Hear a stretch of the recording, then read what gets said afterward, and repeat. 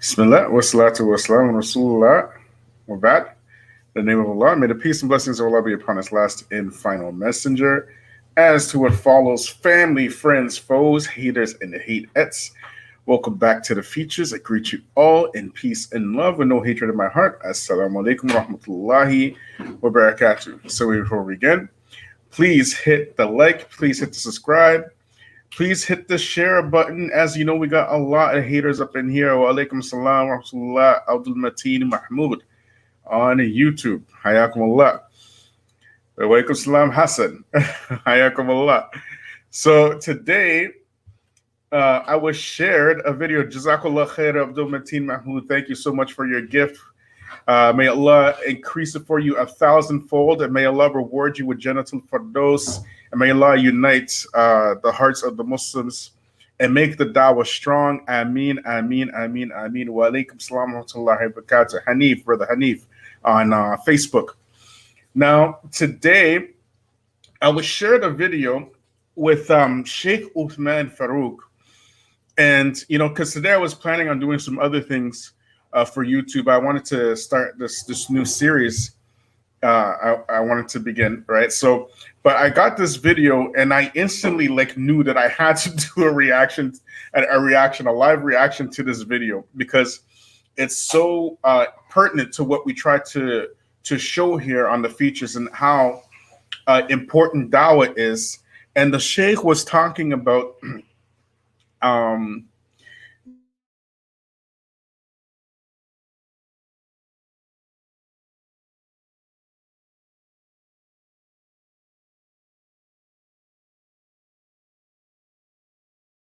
when I saw this, I was like, I have to do a reaction video to this. So if you're on Facebook, you won't actually be able to see, but you will be able to hear. Wa alaikum salam wa rahmatullahi wa barakatuh, brother Nakir. Hayakum Allah. You won't be able to see, but you will be actually able to hear on Facebook. You'll be able to see on YouTube, inshallah. So I'm going to go right into it. Like, subscribe, share, hit me up on Patreon.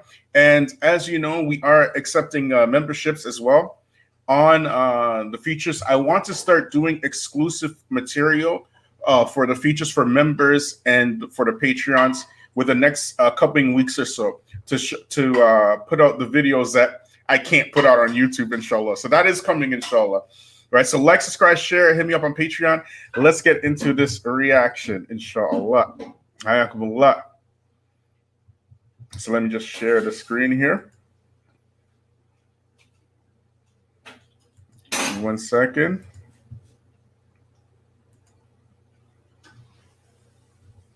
One second, guys.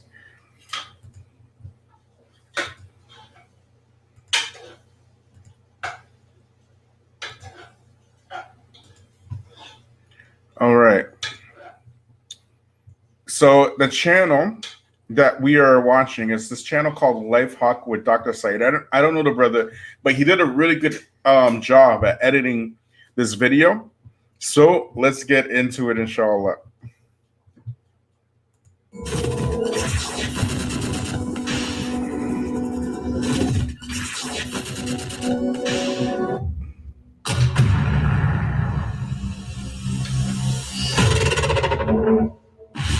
And then the hidayah from Allah, the guidance is from Allah. Like, people forget, one of our guidances to our dua is, if you're going to give da'wah, night before and the night after, you need to spend making dua to Allah subhanahu wa ta'ala for guidance. Ask Allah to guide the people. You think you can guide people? No way. If the Prophet ﷺ couldn't guide his own uncles, his own father and mother, his own relatives, you think you can do it? If Nuh ﷺ couldn't guide his son, if Ibrahim ﷺ couldn't guide his father, if Lut ﷺ couldn't guide his wife, you think you can do it? Guidance is from Allah. Our job is to convey. Okay, so the seventh point that the Shaykh brought up is that we guide the people, and that's why he's saying that the guidance is from Allah only, right? So, and of course I couldn't have said it any better, because of course this is what I believe. And as you remember in some of my previous videos, that one of the dangers or the pitfalls rather when you're making dawah is that it nurtures or it feeds narcissism. And this is how it does it, because when you start getting shahadas, we understand that the blessing and the barakah that comes from getting a shahada. However, Shaitan doesn't just leave you at that. You understand? Shaitan tricks you and plays with your mind and tries to make you believe that you are the cause of that shahada, and that's how he steers your intention. There's a lot of YouTube da'is, and I remember, like even like a few months ago, seeing one of these YouTube da'is, because he's refuting these other people. And he's saying in his videos, and he's saying this publicly, you're going to see me in your dreams, and I'm going to be in your nightmares, and I'm going to be your worst nightmare. So now the shift has focused from making dawah for the sake of Allah, and he's expressing it in his tongue, that the dawah now has become a personal thing. And this is this is probably the biggest trick, in my humble opinion, when you're making dawah, when you start getting shahadas, when you start getting in, especially when you start getting into the debates and stuff like that, that when you start overpowering people, you start believing that this is you, and your pride and your kibr takes over, and shaitan feeds on that, right? So when you're making dawah, that's probably the most important thing to watch out for. They're thinking that you are the cause of the guidance of the people, but the guidance is from Allah himself. Let's continue.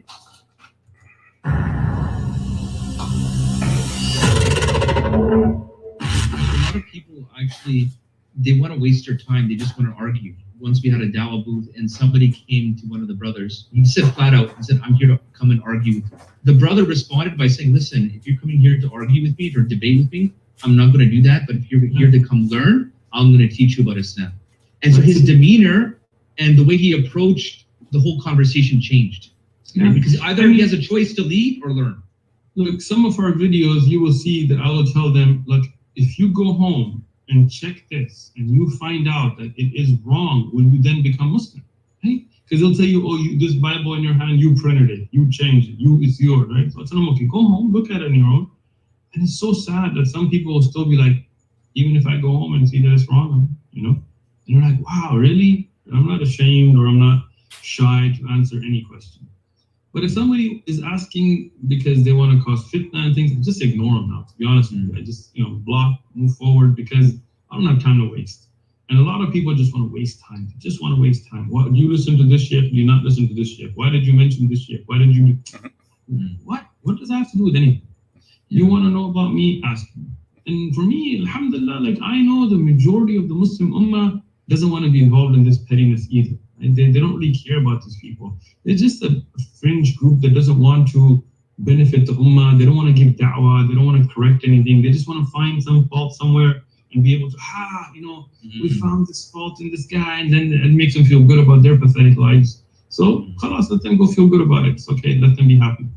I mean, we have a lot of distraction in the ummah today, especially in the da'wah scene. So that kind of stuff just have like salama, that's it. Ignorant people don't deserve your time. And the rest of the ummah has to do the same. We have to kind of like be like, all right, jazakallah khair, we out, and move towards something productive, right? Something that's going to improve the ummah, something that's going to improve the da'wah, people becoming Muslim, teaching aqeedah, teaching fiqh, teaching duroos, teaching hadith, uplifting the ummah, helping them, do something productive, like do something with your time, right? Okay, so that's the 6th point where the Shaykh is mentioning about unfocused dawah.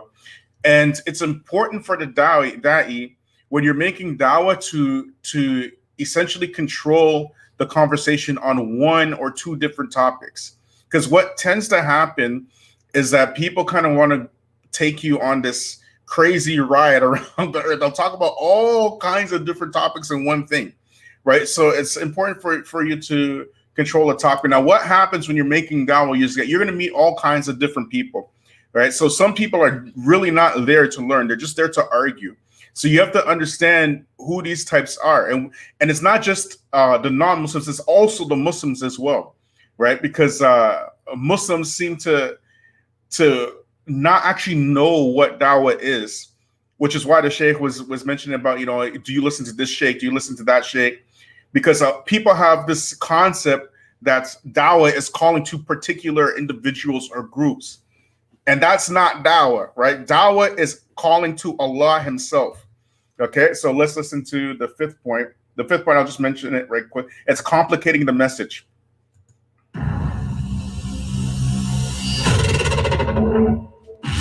And that's why you realize some people, their hearts are sealed, and they're not our responsibility. مَا عَلَيْنَا إِلَّا بَلَاغُ الْمُبِينَ. And it's not upon us except to convey the message clearly. But that's our responsibility. And that's the third thing, is people need to stop worrying about money and fame and this and that. They need to worry about, am I conveying the message clearly? You know, one thing I wanted to also point out with your interaction with, those, Christian apologists, there was a point in time where I think it was the crook, he was trying to use some convoluted philosophical terminology to give credibility to the Christian view of the birth of Jesus, right? And I love the way you didn't go for the bait. You know what I mean? You kept balagh al-mubin, clear message, where you just said, I'm not going to address that. I'm just going to ask you a question. Do you think it's appropriate for God to come out of a vagina of a woman? That's it. I thought that was so refreshing, Shaykh, because nowadays the trend is like, okay, so, I know this terminology and let's go back and forth. And, sometimes, it's like the people are on the ground, right? Like your head is in the asman and you're like, there's clouds and the people are on the ground. Like you got to go talk to the level of the people where they can understand, right? This is not the way of the Salaf. Like this is not the way of the Sahaba. They didn't get into these, in-depth Greek philosophies and discussions and things. They kept it real. And that's what we do, right? Kitab Allah, and the Sunnah al-Nabi alayhi salatu salam, bring us the evidence and keep it real, like keep it simple, keep it real, and you see them fall apart, right? Right. So over here now, I mentioned even before in several videos before that there are people that go into this intellectual space in the Dawah scene, right? They want to go, get their PhDs or whatnot, their masters, to speak at universities and things of that nature, right? And that's good, but that shouldn't be confused with Dawah, okay? That's not what Dawah is, right? When you're making Dawah, the best way to make Dawah is to simplify the message as simple as possible.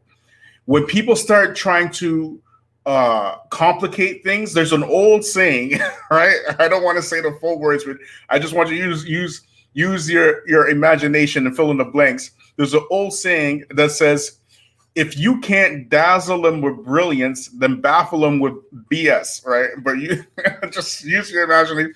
And this is what these guys try to do. When the doctor was mentioning about those three Christian apologists, David Wood, Sam Shamoun, and Anthony Rogers, and when the Shaykh was asking him a very simple question, simple question, right? Which is, do you believe that God came out the vagina of a woman?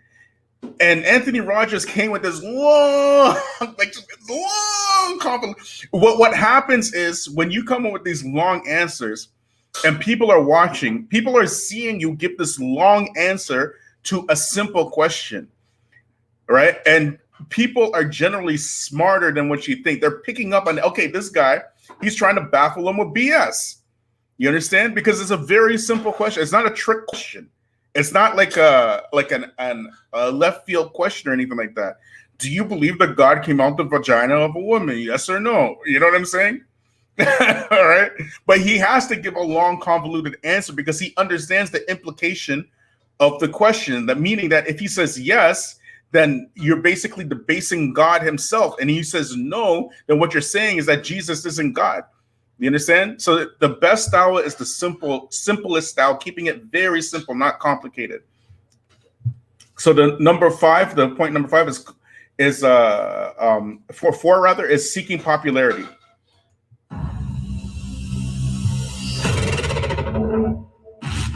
And then you realize that this is a fitna, and it's become to a level where now du'at are entertained. It's really disappointing, to see people that take knowledge, the sacred knowledge, and violate it in such a way. But Shaykh, it becomes like a pattern of behavior. What you're saying is that when it becomes so performative and you're always trying to please the people, you see that like permeate in all other types of their behavior. So their opinions, their stances on issues. If there's social issues, quote unquote, that are trending in a certain direction, they will adopt those social issues. You know what I mean? This is actually a really big fitna. And what I don't think these people realize is that you don't honor yourself, not only like amongst the, I would say, people of ilm, but amongst the general people. You kind of end up losing your position as a carrier of ilm. Yeah. You understand what I'm saying? Something else. I mean, one thing they also, I don't know, they don't realize, they don't remember. May Allah protect us all. May Allah forgive us all. May Allah protect us to be on the right path. Is that in the end, you have to go back to Allah. And if you're afraid to engage a subject and this and that and that, like some of these people, they have a lesson, right? And then they give the lesson, and it's like, there is this opinion and this opinion and this opinion and this opinion, and then it's not go on. They're like, wait, so what should we follow? Like, what's the correct opinion? Oh, we don't want to say correct opinion. No, that's offensive. Yeah. What? Like, what did you benefit me other time to impress me that you know a lot of opinions? Like they've made Islam into like a buffet.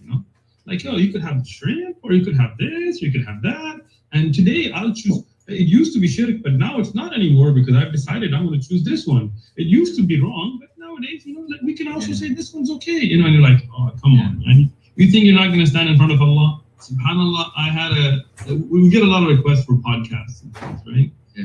And we try to grant everybody. Like, we're not really.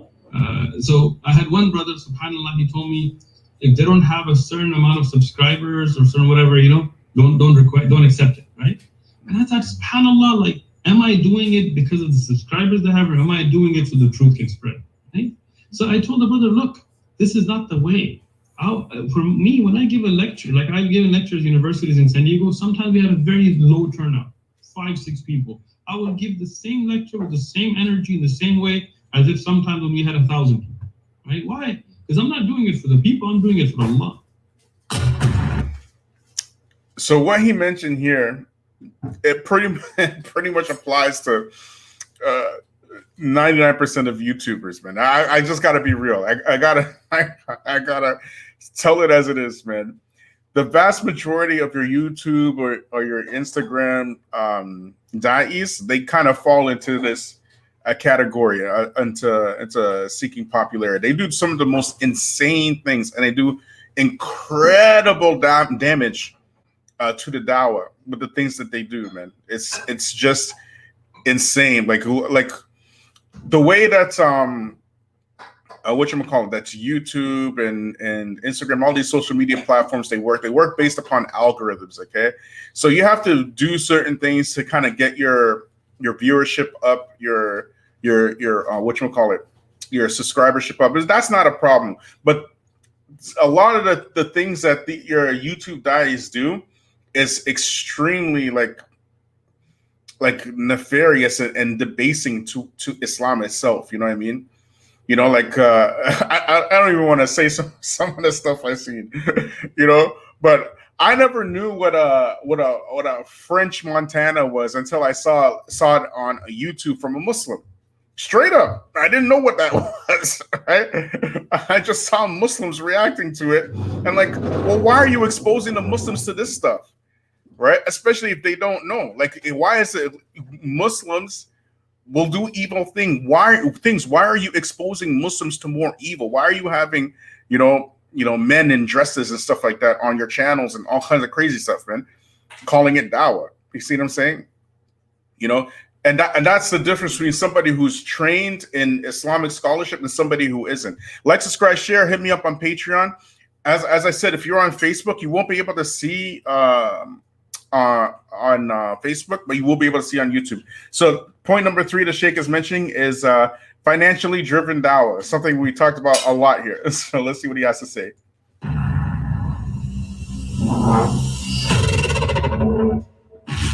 Fail to understand that when a person is able to commit their life for something that deeply and they're not affected by money, how powerful that message becomes, how powerful their presence becomes.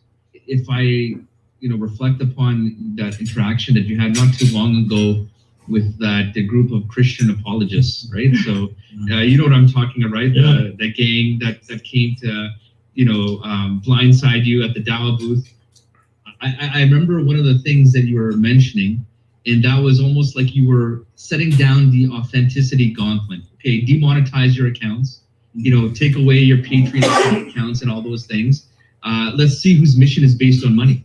Let's see who's authentic. Let's see who really believes in what they're preaching and what they're calling to. And it reminded me of in the ayah Surah Al-An'am, ayah 90, where Allah subhanahu wa ta'ala says, or no reward.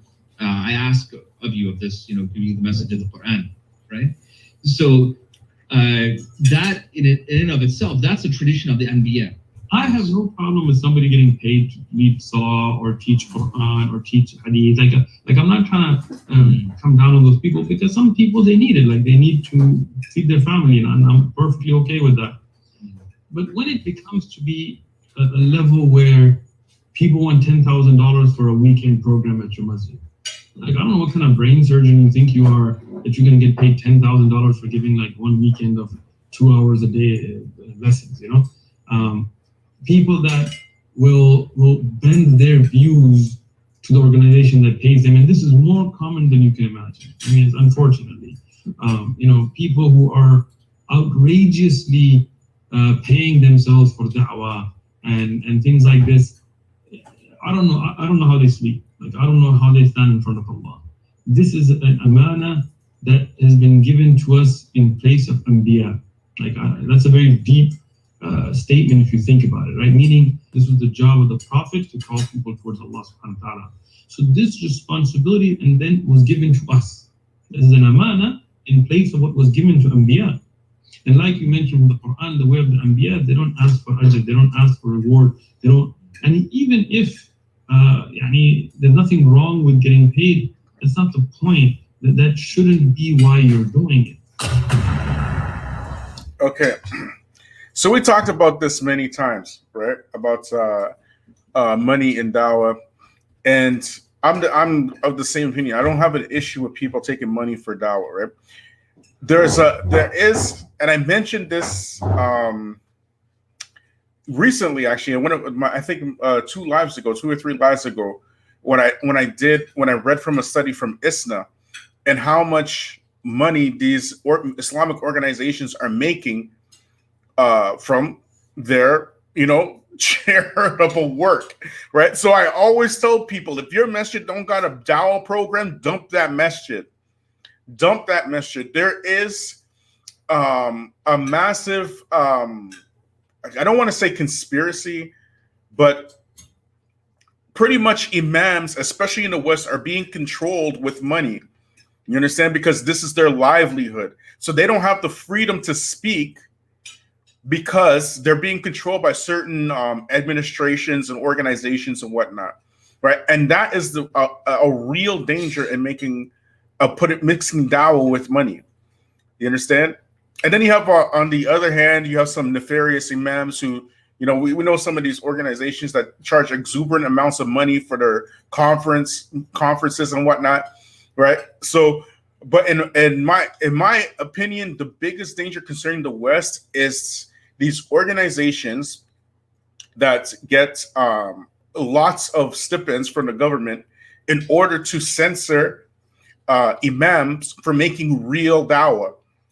And the only way to kind of put a dent in that on the grassroots level is to support the imams. And I've mentioned that before, because once you start supporting your imams, right, then what these organizations do, they won't have that kind of like stranglehold on the imams to say what they can say, what they can't say. You understand? Because supporting dawah financially is a part of supporting dawah. That's something that must be done. Right? Supporting dawah financially is something that you have to do in order to support the dawah itself. Right? This is something that is established even in the sunnah itself. Right? However, what we see now is we have different groups and organizations where they want to control the dawah with money. And we talked about this a lot on the feature. So let's go to the second point where he brings up not internalizing the message.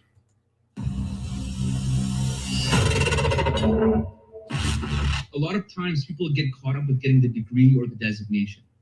You know what I mean? And then once they get the degree and designation, then that passion maybe is not equivalent to the degree or designation, right? In terms of teaching or giving da'wah. So I think those are a few things that I really appreciate from your story, is that you found a path, you didn't have excuses, where sometimes we'll give ourselves 10 excuses not to do something. You found pathways to get what you wanted to get done. And your initial inclination was for the sake of Allah subhanahu wa ta'ala. It was not necessarily to get that degree or that designation, which is very important, because ilm is to be practiced, is for amal, not for the designation, right? That's the purpose of ilm, is for it to be operationalized. One of my Shaykh, Shaykh Salaam Alaikum from Mardan in the Pukhtunkhwa area, a great scholar. I've never seen a scholar that well versed in the Quran. I mean, the Quran, he was just an expert. He was giving a dars one day, a tafsir of Quran. And one brother, they try to take little shots at you in the question and answer section. So he goes, Shaykh, instead of this, why don't you read Fadali Amal to us? So the Shaykh is giving this in-depth, amazing tafsir of Kalam Allah, the Quran, Hadith, and such a so he said, and he was very again the akhlaq. Right? He didn't tell him what are you talking. He told him, okay, so what would we read in it? And he would say the Fadail. I said, okay, not Fadail, but Fazail. Fazail of what? He said the Fazail of the Quran. He goes, okay, so what should that do then? He said, then it should encourage us to study the Quran. He goes, okay, we're already studying the Quran.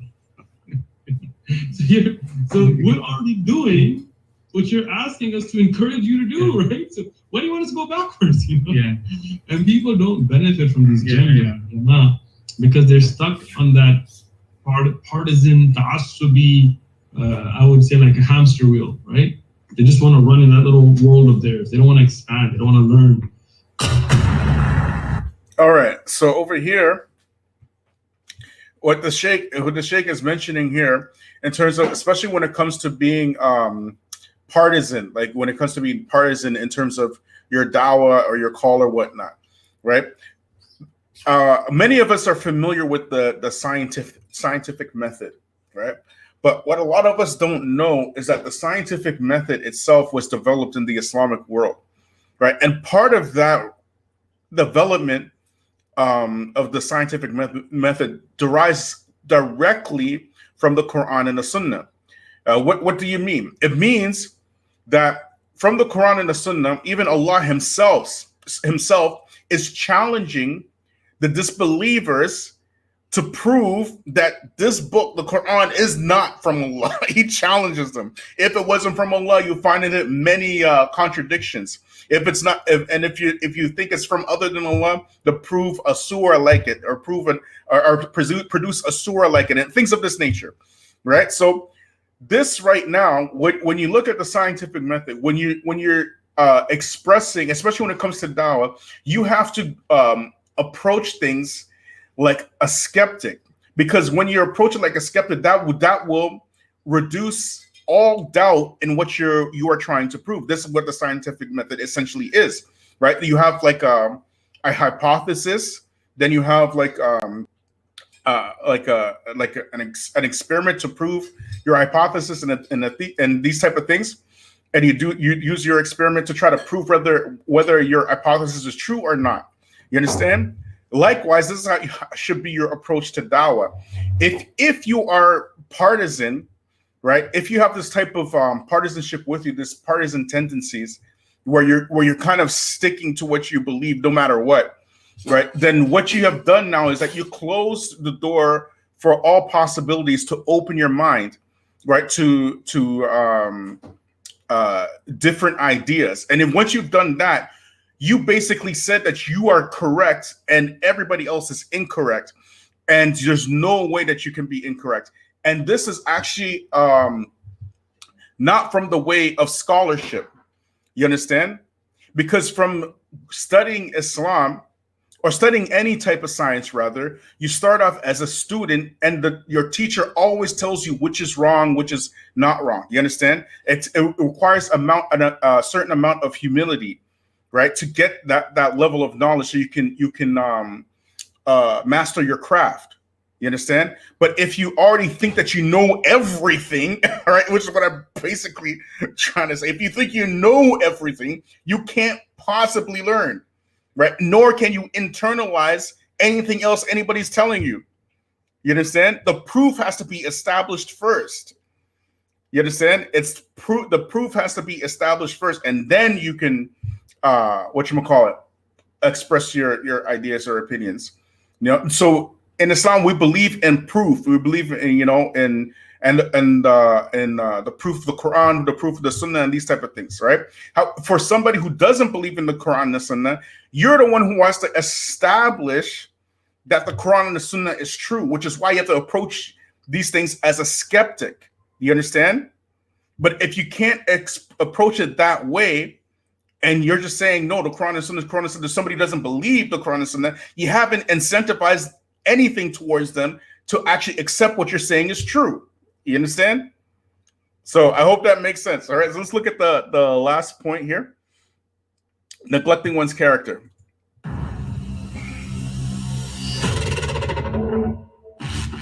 We have to show the akhlaq of Rasulullah sallallahu alaihi wasallam. We're not afraid.